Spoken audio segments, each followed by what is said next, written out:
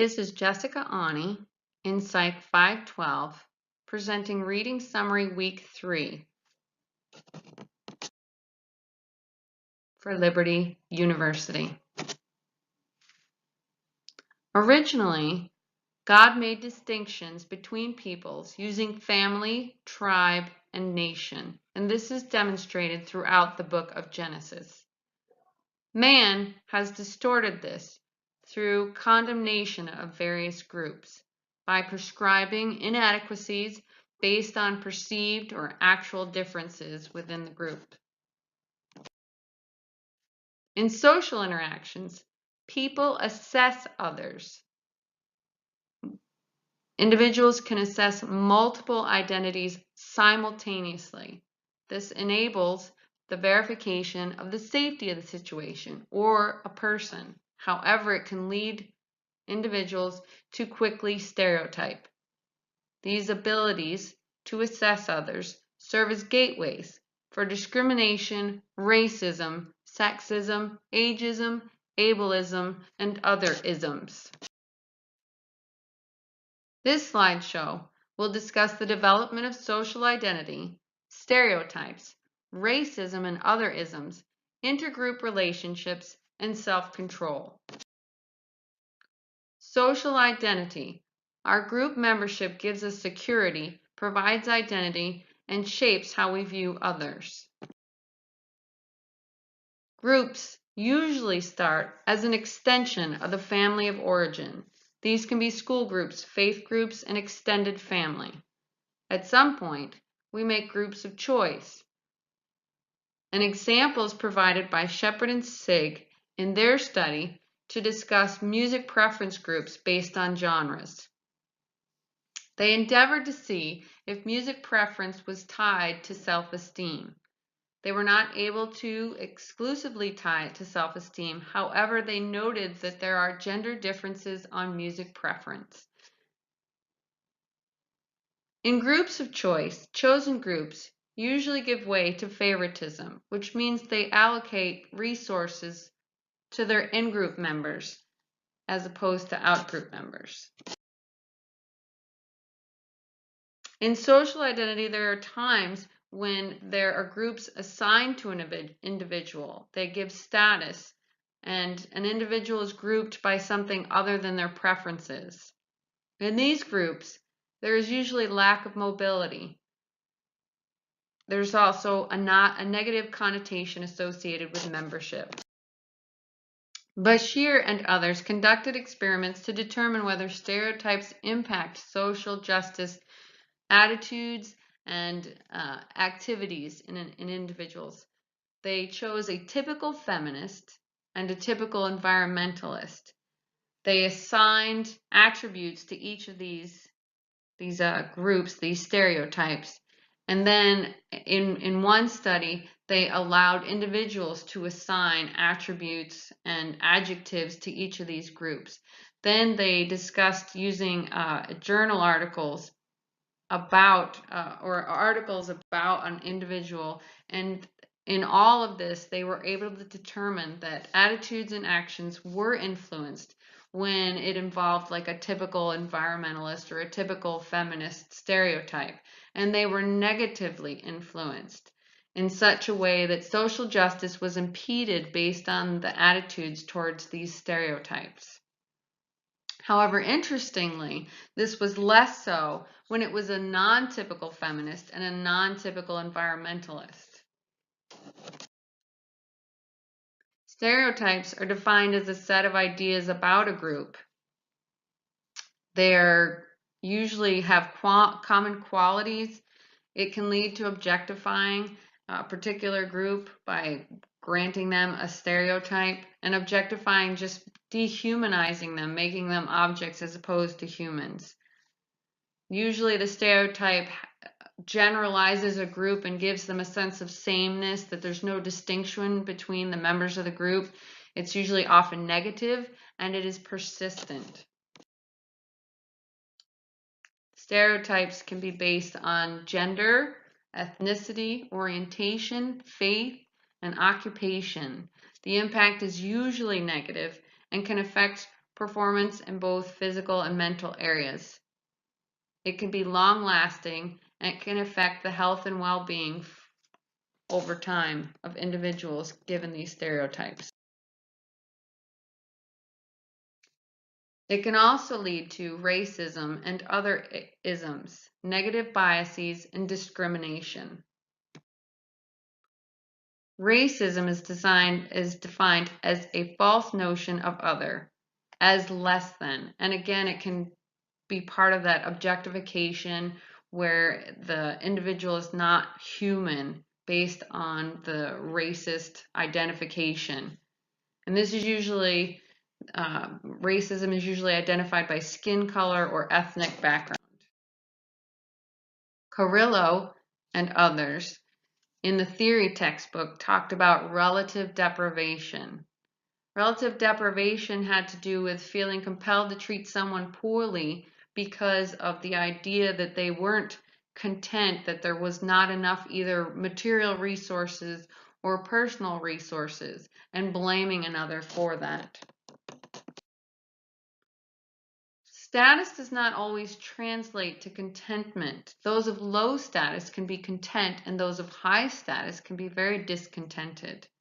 In the theory textbook, there were several models. One of them in particular was the Crosby model, where it delineated how relative deprivation kind of shows in action, where an individual makes a comparison towards an outgroup member and they want something that the individual doesn't have but that the other group may have, and then they blame that other for not having it and they take no personal responsibility. And this can also occur at a group level and not necessarily be negative.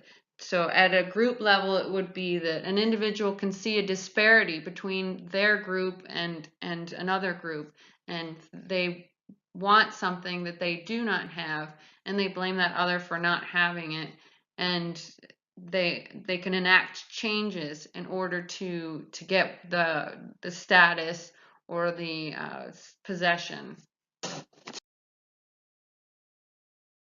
The text also talked about group level discontent in the negative sense that others dominate people in order to hold back resources and to maintain exclusivity because of fear. And again, it's that fear, that relative deprivation. They feel like there's not enough. And so that they attempt to dominate and to maintain the status quo in order to make sure that they don't lose out.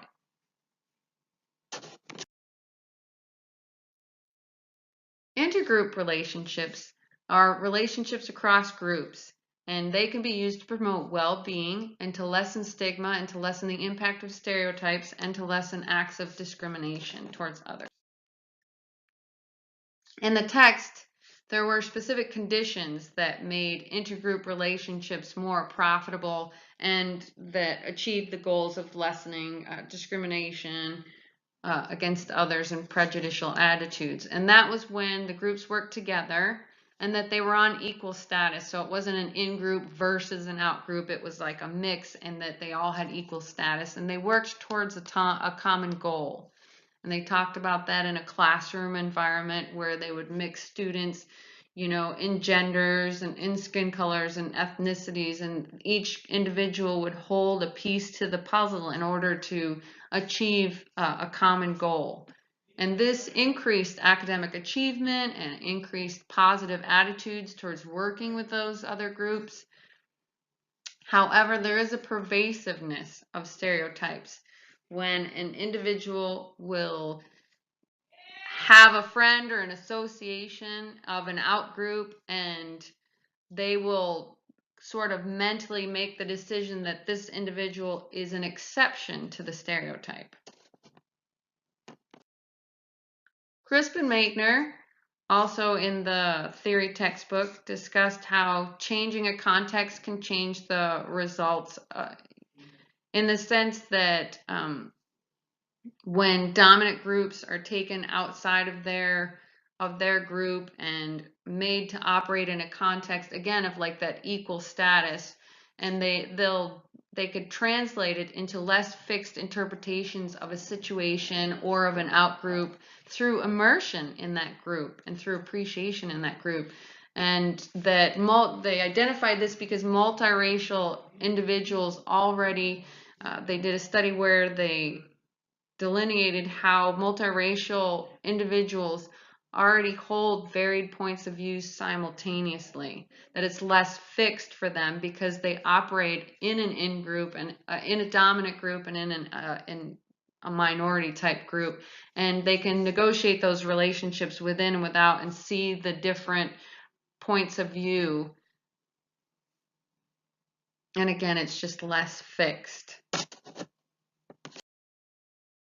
The bonds of prejudicial attitudes can be strong, especially with regards to self-control, and self-control is using self-control in order to keep from,